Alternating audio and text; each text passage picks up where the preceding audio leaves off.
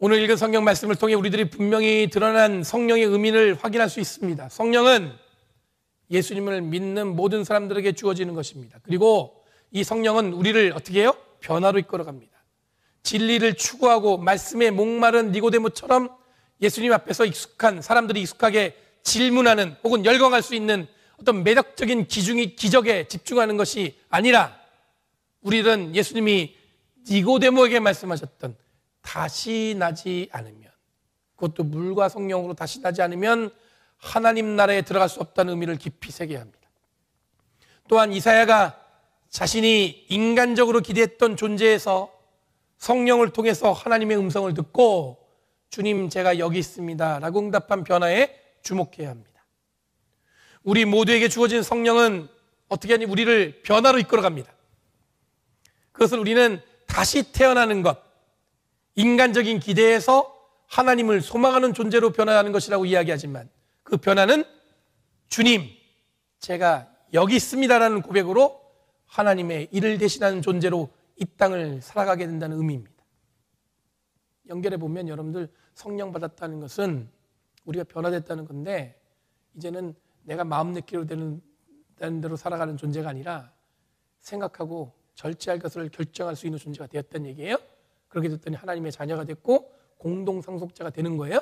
근데 그 공동 상속자가 되었다는 얘기는 뭐냐면, 주님의 일을 대신하여 이 땅을 살아가는 존재가 되었다는 얘기예요.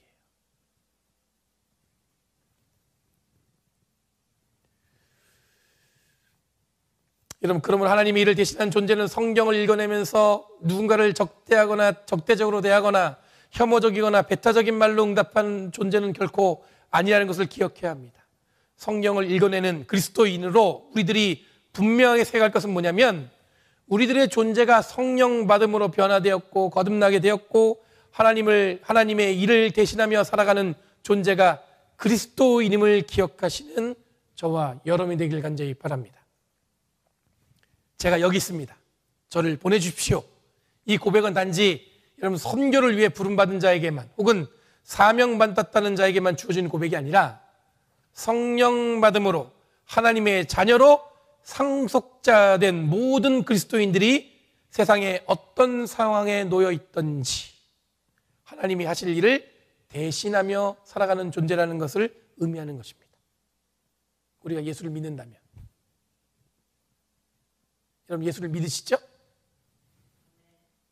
그렇다면 여러분들은 이미 성령 받은 존재고 변화된 존재예요.